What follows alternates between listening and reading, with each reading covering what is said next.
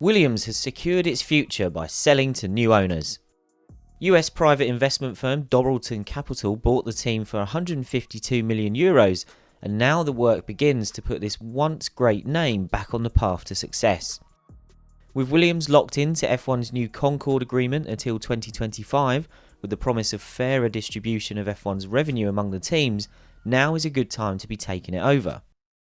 But after years of underinvestment, making Williams competitive again will not happen overnight. The new owners need to have patience and work towards long-term results rather than expect quick fixes.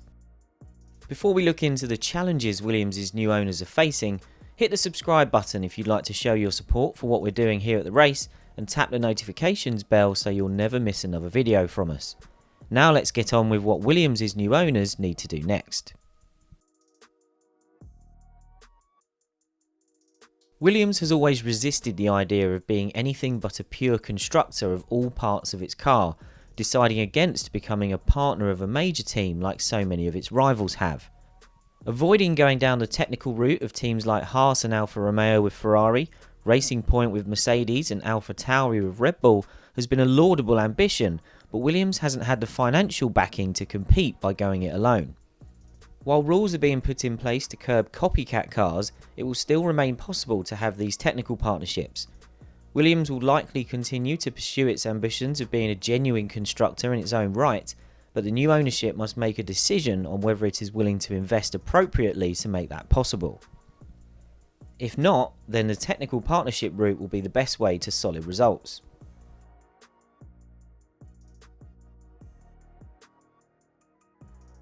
The last of Williams' mini revivals came with the major rule changes for 2014. Repeating that jump from 9th to 3rd in the standings and scoring 315 more points than it did in 2013 is unlikely given the current state of F1, but the 2022 rules overhaul is Williams' next big chance. Too much focus on making quicker progress under the new ownership would only distract from the target of 2022. Williams should keep its ambitions modest until then, rather than chasing any unlikely big steps over the rest of this year and 2021. It may seem unreasonable to suggest the people pumping money into the team should avoid the temptation to make a mark sooner, but this is a pivotal time that will help define Williams' short and medium-term future. Most businesses thrive when top-level issues are kept separate from those operating the day-to-day matters. Meddling from upstairs can do a lot of damage, and we're not just talking about in F1 teams. Williams has gone through a difficult process to ensure its factory operations and its race team are up to scratch, and there are clear signs those changes are going in the right direction. Those sorts of decisions are best left to the experts. Dorilton will need to be kept informed of bigger strategic decisions and will have a part to play in guiding Williams' path, but interference without knowledge or understanding of F1 is a fool's errand. This style of ownership might be easier for Dorilton to get behind than other owners we've seen in F1. It states it has a firm belief in our companies continuing with the elements that have made them successful. The question there is if it considers Williams' recent form on track and the changes made off it as success. Two key takeaways from the initial announcement were the quick confirmation that the Williams name will stay, and there are no plans to relocate the team from Grove. This, combined with backing the existing players within the team, is a crucial opportunity for the new ownership to build around the Williams name.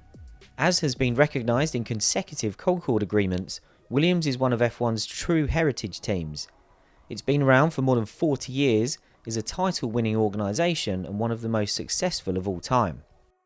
So building around the name not only honours that history and creates goodwill for the new owners, it also provides the investment company with an enticing package to maximise.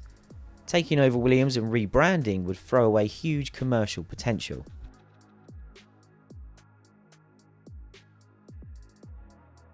The Williams driver lineup is set for 2021, with George Russell and Nicholas Latifi signed up, and although there's always the possibility of a change with new ownership, it seems unlikely.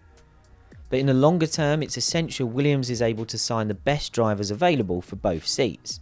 Obviously, this is important to make sure both cars are being driven to their maximum potential, but it's also a clear statement of intent that shows Williams is a team with serious aspirations beyond simply surviving. Over the past 15 years, it has taken drivers for financial reasons out of necessity, but once Williams hits 2022, it needs to have the stability to make the best possible choices. Williams has already put a few key building blocks in place, but it operates well below the incoming budget cap and is outgunned by most of its rivals financially. If the aim of the new ownership is just to keep the team's head above water, it will go nowhere. But if they are able to provide funding to complement the existing work, then it's a different story.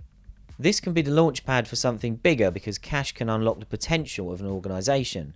It will support every phase of the recovery, from short-term upgrades to major infrastructure projects further down the line.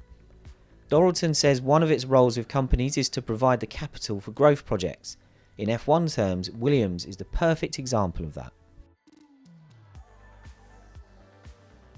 Let's not kid ourselves here. Dorilton Capital isn't a charity, so its intention will be to take money out of Williams in the longer term.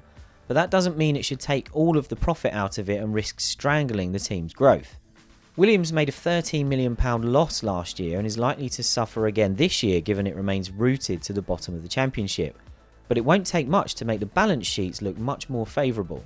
What's essential is that some of the profit is reinvested into the team to ensure it has the best possible chance to compete in the budget cap era and evolve its facilities to be able to compare well with the best in the long term.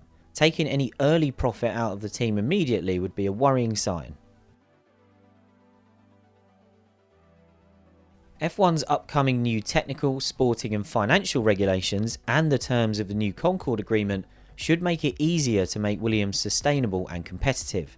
But it's going to take time to reap the full benefit of the changes going on in F1. Measures such as the new cost cap, which starts at $145 million next season, and the aerodynamic testing rules that benefit those finishing lower in the championship will help, but they aren't magic bullets. In the long term, this will start to correct the imbalance, but it doesn't reset everything. Williams still carries the baggage of many years of underinvestment and has also slid backwards technically. This means it's up against teams that have a knowledge base paid for over a long period that it will take time to catch up with. Williams can rise again. Dorilton Capital makes much of its long-term thinking, and if it makes good on that with this investment, then Williams has the best chance of doing so. How would you rate Williams' prospects now the team has been sold? Can it move away from the back of the grid? And if so, how far can it climb? Tell us your thoughts in the comments, give this video a thumbs up if you liked it, and remember to subscribe to our channel if you haven't already and want to see more from us in the future.